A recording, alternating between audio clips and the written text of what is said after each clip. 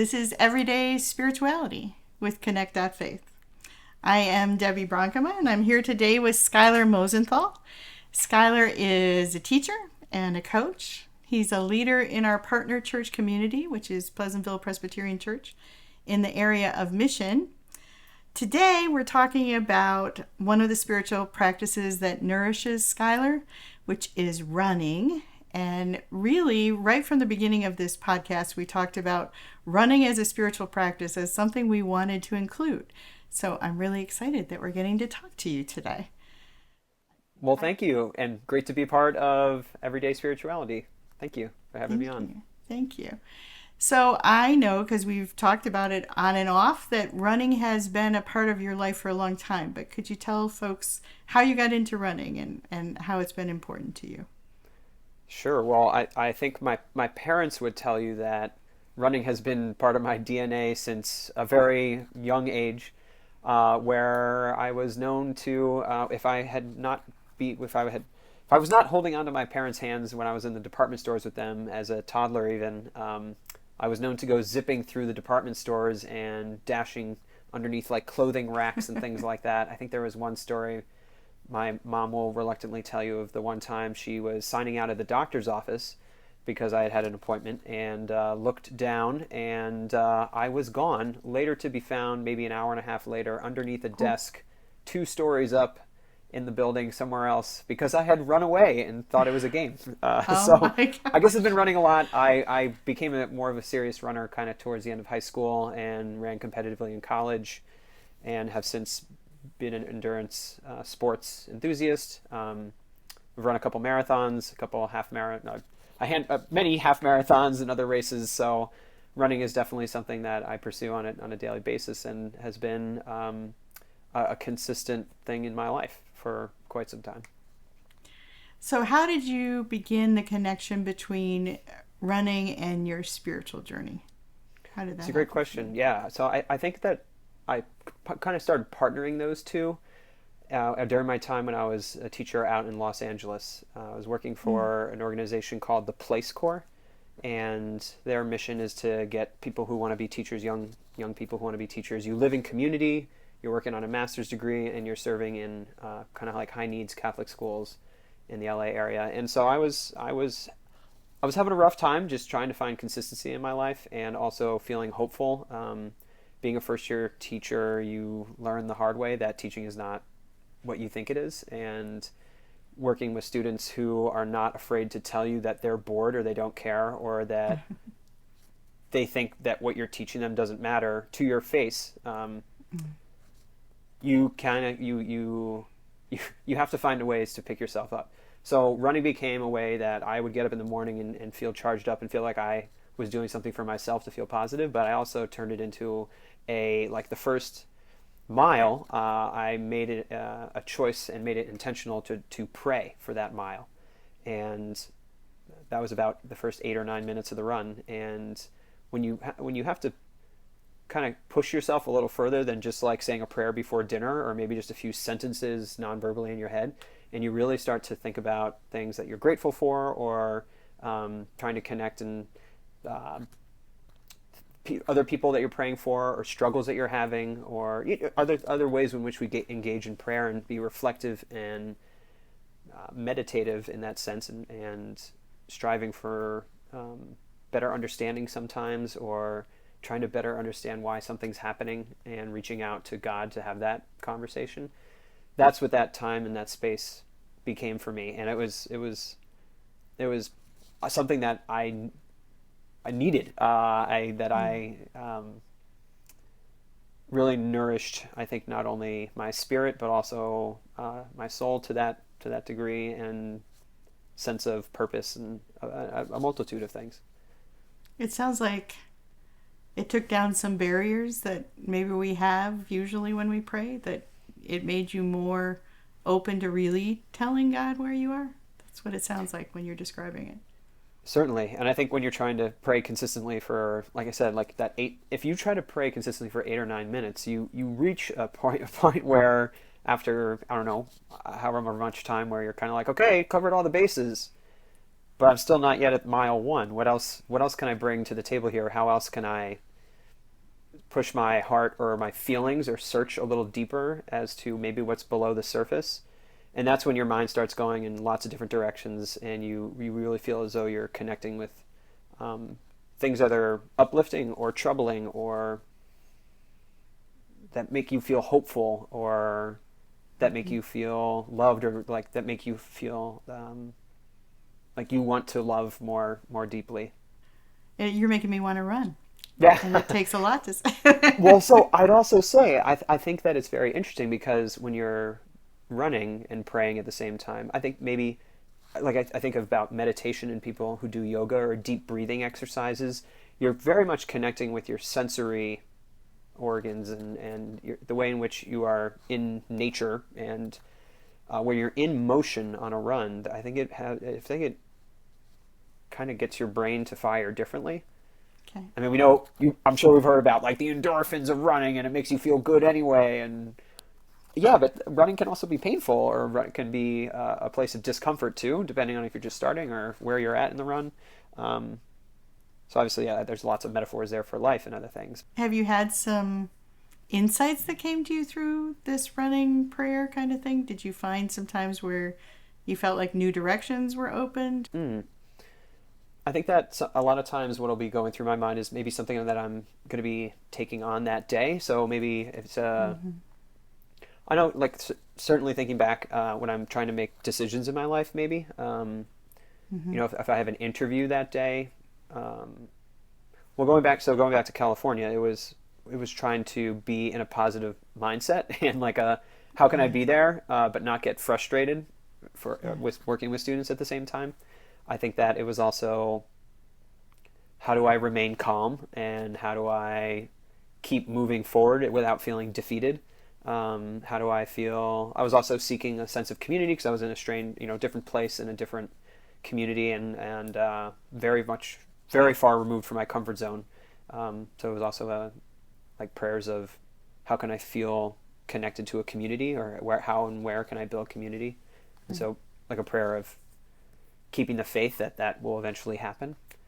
So is running a place for you that sometimes connects you with community? Like is it always a solitary thing? How do you process running?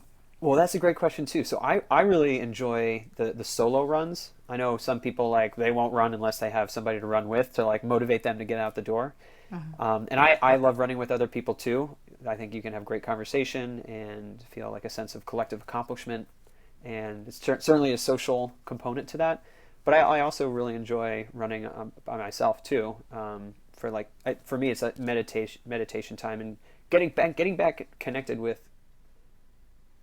who I am. I don't know if that's too vague, but like resetting, like coming back to baseline, or coming back to let me get in touch with my thoughts, or sometimes realizing like something's been troubling me and I didn't realize it until I let my mind wander a little bit on the run, and I need to have a conversation with someone, or I'm going to set a goal for myself because this thing doesn't feel right. Right.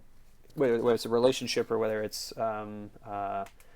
something in your professional life or otherwise. So sometimes it's that too. What is it about endurance running that is attractive to you? These long distance and the triathlons and the different things. Where do you think that fits into your journey? Well, kind of going back to this meditation space, I think that you ask people who do, because I think I dabble in it a little bit, but then you read about these people who, I was just having a conversation with someone the other day who is noting the woman who a couple years ago, she swam from Cuba to Florida, and that took her 54 hours. She's the only human being who's ever done that before. Or you hear people swimming across the English Channel in like however long that takes, 8 hours or something crazy like that. And you wonder, like, so yes, that's a physical challenge, but that is also an incredible mental undertaking. How do you get through something like that? And so something for me, I think there's a place where it's partly physical and training, but also you need a mental component to that. And this is where like everyday spirituality, like I think sometimes when you get into this like flow or this area of you kind of release from what's immediately going through your mind. So I can tell you, I've gone on runs where I'm like, okay, I'm aiming to run a little bit farther today, like 10 miles or something.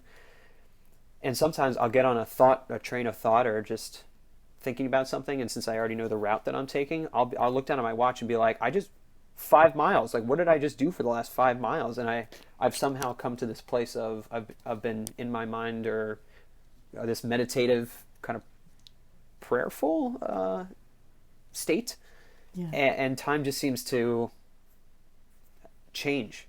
And so that's where, like, as a practice, if you continue at it and you do it day in and day out, you get to this spot where you can do seemingly, I don't know, things that might be difficult or challenging. I also like the competitive part of running. I like challenging myself. I can't say here, I would not be forthcoming and without saying that. I also very much like challenging myself in a physical way. So that too.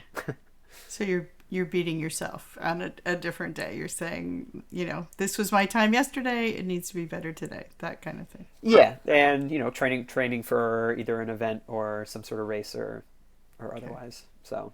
Okay. Yeah.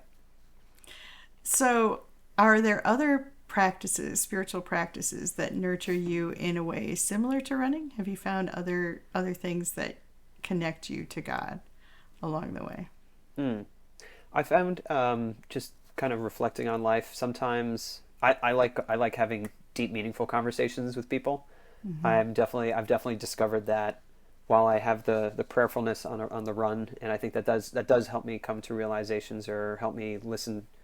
It helps me listen too about what God is, I think, putting in my heart, but or trying to bring to my attention. But I also think that when I get to have conversation with people, whether that be on a run or or otherwise over coffee, is also fantastic, or otherwise. I think that I'm a person who processes out loud a little bit sometimes. I need that space or that opportunity to have conversation, and saying things out loud sometimes leads me to new thoughts, and that's why I really enjoy talking about spirituality with other people, or processing anything that's going through my mind or happening in life. I think it also enables you to journey along with people, and there's a real gift to that too.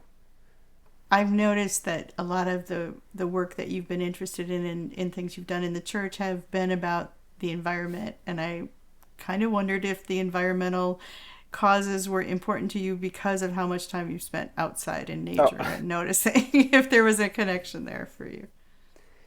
Yeah, maybe. I certainly love being outside. I think that the other thing about taking care of, interestingly, I think taking care of the planet and taking care of the environment is kind of an extension of the faith and the Christian lessons that have been instilled in my life, where it's getting to be, it's establishing a place of humility, in the sense that we don't own this. This has been given to us. This is not something that